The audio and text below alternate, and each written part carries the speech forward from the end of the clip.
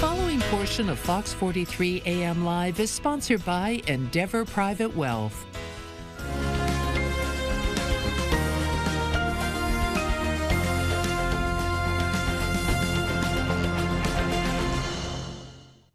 Well, Chris McGee, Managing Partner, Endeavor Private Wealth, is joining us for our latest segment on investing. Chris, good morning. Welcome back. Thank you.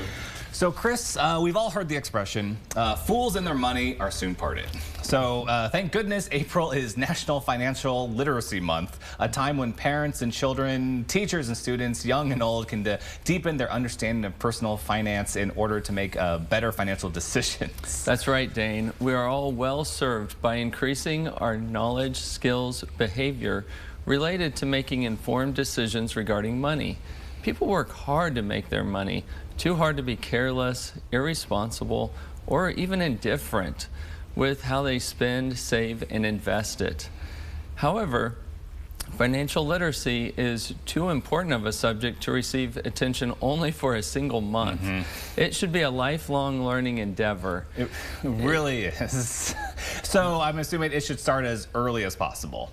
Yes, ideally, parents can help their children understand basic financial concepts such as value, exchange, and choice, teaching them by example the importance of saving versus immediate gratification, and utilizing appropriate technology-based apps to help children easily relate to the budgeting and tracking expenses and savings even. And what role do our schools play in teaching financial literacy?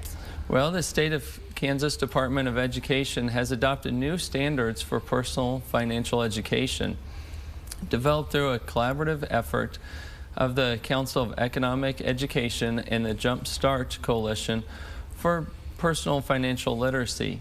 Those standards are taught on a graduate basis from kindergarten through 12th grade, covering income and taxation, spending and allocation of resources, the how, where, and why of savings, investing for long-term financial goals, borrowing and spending or sound credit management, and risk associated with wealth, property, and income. And what can adults do to increase their financial literacy? That's the one I need. All right. There is so much that we can do, like subscribing at no cost to various publications from the Kansas City Federal Reserve Board. One of my favorites is the TINS magazine, which on a quarterly basis publishes highlights of the banking research and practices through the experience of everyday people in our region. The last issue contained an insightful article about how Gen Z and millennials are increasingly handling money via social media tools, noting both the benefits and the risk of doing so. Teachers and parents still have time to register for a free webinar tomorrow, sponsored by the Kansas City Fed between 5 and 6:30 Central Time on credit management, goal setting, and banking.